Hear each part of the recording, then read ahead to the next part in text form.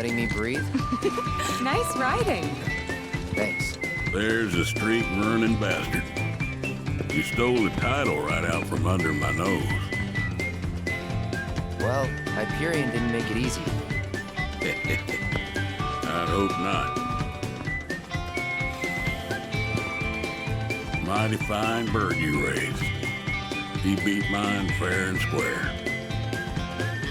Just tell me, what happened to my parents? I held up my end of the bargain. Now it's your turn.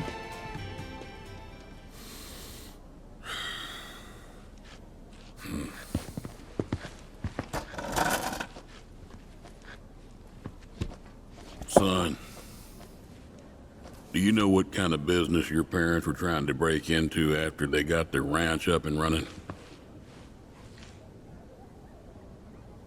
Wild chocobo conservation. It's no secret that environmental changes have been hard on the birds, and what's bad for them is bad for business. Unfortunately, nobody seemed to care. Saving the planet ain't cheap, you see. Folks know somebody's got to pay for it, but they'll be damned if it's gonna be them. So while everybody else turned a blind eye, one couple faced the problem head on. Your parents. They had everything they'd need. The know-how, drive, and passion. Thing is, none of that counts for much if you ain't got the gil. So they went around taking out loans left and right, till they were swimming in debt, which is when they ran into the meanest shark of them all. Reckon you know who.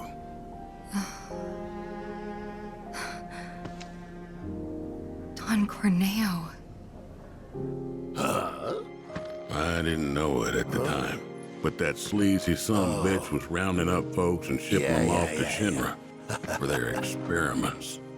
Will and Claire figured it was the only way they'd be able to save their business, so they signed up. A while later, Will paid me a visit, begged me to take the reins in his and Claire's stead. He wanted what was best for those birds.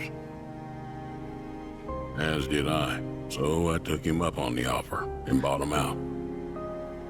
And since then, I ain't seen either one of your parents. It was only after that I heard about Corneo's antics through the grapevine. Couldn't do a thing to stop him. Not with Shinra in the wings, that's for sure. They say anything about me? Or my sister? Not to me, no.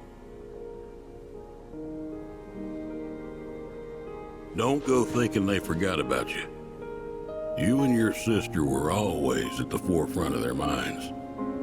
The business might have gone south, but they chose to give up their future to make sure you two could have yours.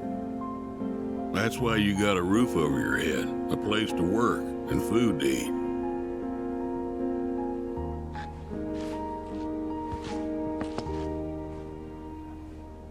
I can't believe it. I've had it wrong this whole time. Son, I'd be surprised if there's a wild chocobo out there that doesn't owe its freedom to your mom and your dad, one way or another. Hell of a legacy to live up to, but if you want it, the business is yours. Just know this, it ain't gonna turn a profit. So unless you can find a way to fund it, you'll wind up in the same trouble as your folks. Think it over. Maybe chat with Pawpaw too.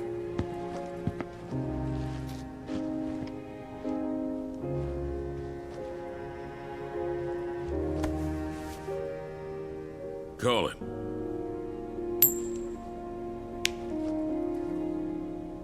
Heads or tails, son. Get it right, and I'll float you some operating capital. Thanks, but no thanks. I'm gonna do this on my own. Me and Chloe and Gramps, I mean. You truly are their boy. Got your old man's pig head and your mother's backbone. Not bad.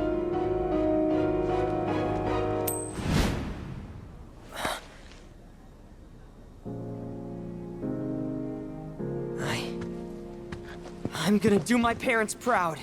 You'll see. It may take some time, but I'll make sure their legacy lives on.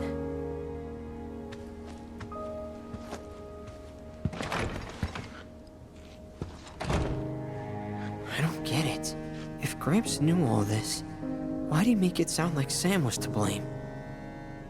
He was probably trying to protect you, to stop you from going after Corneo or Shinra on your own.